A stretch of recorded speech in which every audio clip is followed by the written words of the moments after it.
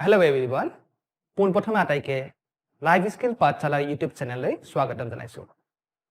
আজি পুনৰ আহিছো এটা নতুন এক্টিভিটি লৈ। এক্টিভিটিলৈ যোৱাৰ আগতে এটা খুব ফেমাস চাইনিজ প্ৰভাৱ আছে, সেইটো তোমালোকৰ লগত শ্বেয়াৰ কৰিব বিচাৰিছো। চোৱাচোন কি লিখা আছে? I hear and I forget. I see and I remember. I do and I understand. এটা অলপমান সময় ভাবাচোন এই কথাখিনি সঁচা হয় নে নহয়? বিশেষকৈ আমাৰ পঢ়া শুনাৰ ক্ষেত্ৰতো হয় নহয় জানো?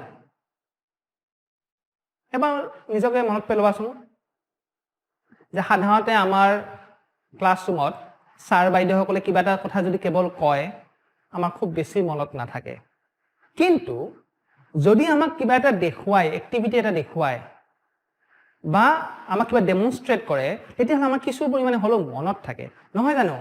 সো সেইকাৰণে কৈছে আই হিয়াৰ এণ্ড আই ফৰগেট, মই শুনো আৰু পাহৰোঁ। I see and I remember, মই যদি দেখোঁ কিবা এটা বস্তু মোৰ কিছু পৰিমাণে হ'লেও মনত থাকে। বাট when I do something, মই যেতিয়া কিবা এটা বস্তু নিজে হাতে কামে কৰিম তেতিয়াহ'লে সেই কামটোৰ কিন্তু আতি গুৰি সম্পৰ্কে আমি ভালকে গম পাম নহয় জানো? ওকে, সো কথাৰ সাৰমৰ্ম হ'ল যিকোনো নতুন কনসেপ্ট বস্তু শিকাৰ, বিশেষকৈ বিজ্ঞান শিকাৰ আটাইতকৈ ফলপ্ৰসূ যেটো ৱে বা পন্থা হেতুৱে হৈছে এক্সপেৰিমেন্ট, অৰ্থাৎ আমি কামবোৰ প্ৰেক্টিক্যালি নিজে কৰি চাব লাগে। ঠিক আছে? সো আৰু বেছি সময় নষ্ট নকৰি আমি এক্টিভিটিলৈ আগবাঢ়িছো। এতিয়া তোমালোকে দাপোনৰ বিষয়ে পঢ়িছা। বিভিন্ন প্ৰকাৰৰ দাপোন, যেনে সমতল দাপোন, উত্তল দাপোন, অবতল দাপোনে সৃষ্টি কৰা প্ৰতিবিম্বৰ বিষয়ে জানা। তোমালোকে এইটোও জানা যে সমতল দাপনে সদায় কেনেকুৱা ধৰণৰ প্ৰতিবিম্ব সৃষ্টি কৰে? সমতল দাপনে অসঠিয় আৰু লক্ষ্য বস্তুৰ সমান আকাৰৰ প্ৰতিবিম্ব সৃষ্টি কৰে। উত্তল দাপনে কেনেকুৱা কৰে? অসঠিয় আৰু সংকুচিত, হয়নে? আৰু সেইকাৰণেতো গাড়ীৰ ৰেয়াৰ ভিউ হিচাপে কি দাপন ব্যৱহাৰ কৰা হয়? উত্তল দাপন। আনহাতে অবতল দাপনে কেনেকুৱা প্ৰতিবিম্ব সৃষ্টি কৰে মনত আছেনে?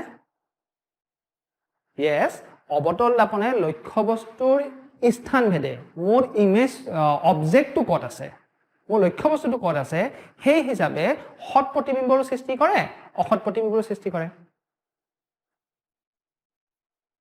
এই ৰশ্মি চিত্ৰকেইটা তোমালোকে শিকিছা, নিজেও আঁকিছাও চাগে নহয় জানো? এই ৰশ্মি চিত্ৰকেইটা আমাক কি কৈছে যে অবতল দাপন এখনৰ যদি অবজেক্টটো লক্ষ্য বস্তুটো আমি বেলেগ বেলেগ পজিশ্যনত ৰাখো, চোৱাচোন যেতিয়া আমাৰ অসীমত থাকে, আমাৰ যেতিয়া লক্ষ্য বস্তু অসীমত থাকে প্ৰতিবিম্ব ক'ত সৃষ্টি হয়? ফকাছত, জানো এইটো আমি। ঠিক তেনেকৈ ফকাছ আৰু ভাস্কেন্দ্ৰৰ মাজত থাকিলে আমাৰ এটা সৎ উলটা আকাৰত সৰু প্ৰতিবিম্ব সৃষ্টি হয়।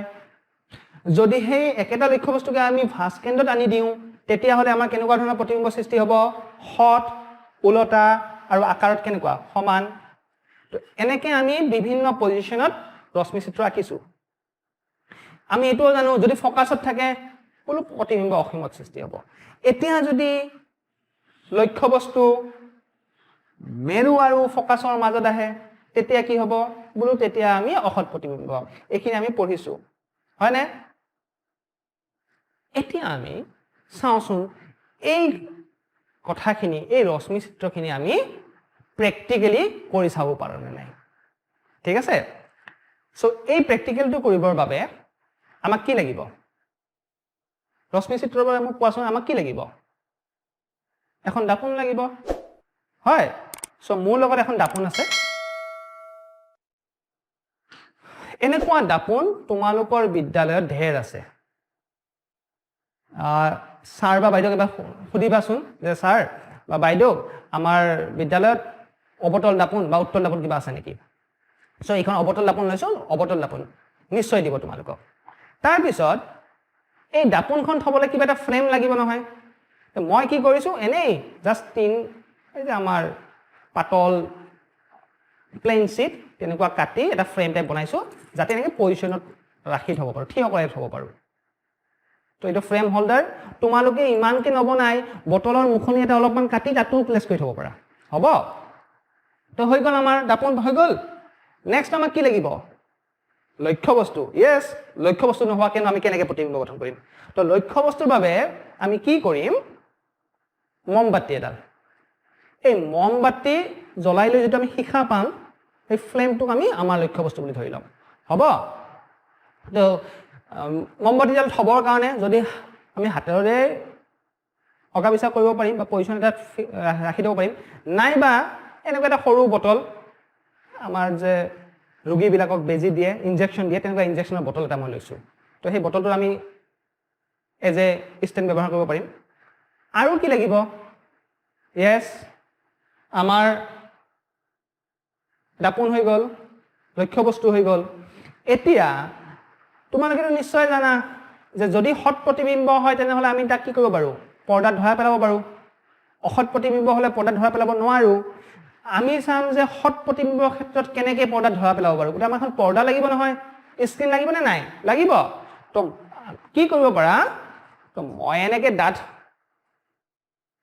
এই কাগজ এখনতে প্লেইন হোৱাইট পেপাৰ লগাই লৈছোঁ তোমালোকে নিজৰ যদি পাৰা বহীখনকে ষ্টেণ্ড কৰি থ'বা নাইবা এনেকৈ ফল্ড কৰিব পৰা স্ক্ৰীণ এখন বনাই ল'বা বিশেষ একো নাই দেই খালি ডাঠ কাগজ এখনতে হোৱাইট প্লেইন পেপাৰ এখন আঠা লগাই মাছটো ভাজ কৰি দিছোঁ যাতে এনেকৈ থিয় কৰিলে থিয় হৈ থাকে ঠিক আছে এতিয়া আহা আমি এক্টিভিটিটো ডাইৰেক্ট চাওঁ চ' আমি কি কৰিম আমাৰ দাপোনখন আৰু দাপোনৰ সন্মুখত আমি মমবাতিটো ৰাখি দিলোঁ তো মই য়েছ আমি কি কৰিব লাগিব আমাক লাগিল পৰ্দাখন এতিয়া মোক কোৱাচোন পৰ্দাখন কোনফালে থ'ম মই পৰ্দাখন এইটো ফালে থ'ম নে এইফালে থ'ম অলপমান ৰিৱাইণ্ড কৰা মনত পেলোৱা পৰ্দাখন যিহেতু অৱতল দাপোনে কি প্ৰতিবিম্ব সৃষ্টি কৰিব সৎ প্ৰতিবিম্বৰ গতিকে নিশ্চয় দাপোনৰ সন্মুখত হ'ব গতিকে মই স্ক্ৰীণখন পৰ্দাখন এইফালে থ'ব লাগিব নহয় জানো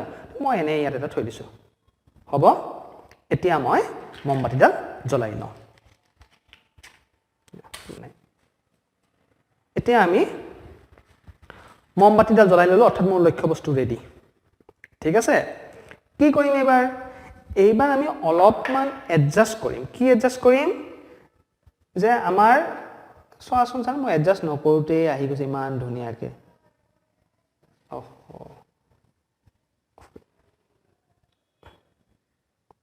অলপমান কি কৰিম মোৰ লক্ষ্য বস্তু আৰু পৰ্দাখন অলপমান এডজাষ্ট কৰিম এডজাষ্ট কৰি যিমান পাৰোঁ এটা স্পষ্ট প্ৰতিবিম্ব আনাৰ চেষ্টা কৰিম চোৱাচোন এতিয়া প্ৰতিবিম্বটোলৈ ভালকৈ মন কৰা প্ৰতিবিম্বটো কেনেকুৱা হৈছে অৰ্থাৎ মই কৈছোঁ মোৰ শিখাডাল এই মমবাতিৰ শিখাটো কি হৈছে ওলোটা হৈছেনে হৈছে য়েছ কাৰণ এইটো আমাৰ সৎ প্ৰতিবিম্ব অৱতল দাপনে কি প্ৰতিবিম্ব সৃষ্টি কৰিছে ইয়াত সৎ প্ৰতিবিম্বৰ সৃষ্টি কৰিছে আৰু সৎ প্ৰতিবিম্ববিলাক সদায় কি হয় ওলোটা হয় এতিয়া মই কি কৰিব বিচাৰিছোঁ চোৱাচোন মই অলপমান লক্ষ্য বস্তুটো আঁতৰত লৈ গৈছোঁ এতিয়া ৰশ্মি চিত্ৰতে মনত পেলোৱাচোন যদি লক্ষ্য বস্তুটো আঁতৰত লৈ যাওঁ আমাৰ প্ৰতিবিম্বটো অলপকৈ সৰু হৈ গৈ থাকিব হয়নে আৰু যদি আমি লক্ষ্য বস্তুটো দাপনৰ ওচৰলৈকে লৈ যাওঁ চোৱাচোন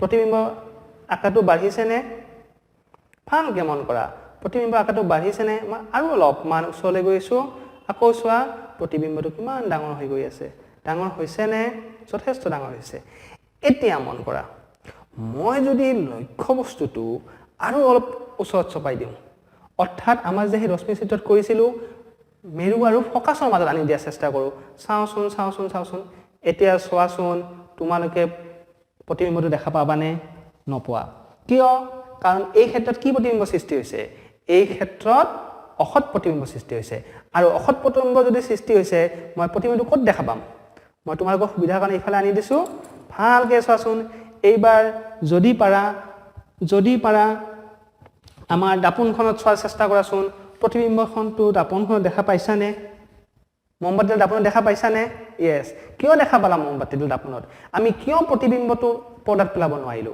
কাৰণ এইবাৰ আমাৰ কাৰণে অসৎ প্ৰতিবিম্ব সৃষ্টি হৈছে বুজি পাইছা সো এয়াই আমাৰ এক্টিভিটি খুব সহজে তোমালোকে কৰিব পাৰিবা ঠিক আছে সো এনেকৈ খুব সহজে আমি এই প্ৰেক্টিকেলবোৰ ঘৰতে কৰিব পাৰোঁ তো আশা কৰোঁ আমি পুনৰবাৰ লগ পাম এটা নতুন এক্টিভিটি লৈ আৰু তোমালোকে এইদৰে আমাৰ লগত জড়িত হৈ থাকিবা থেংক ইউ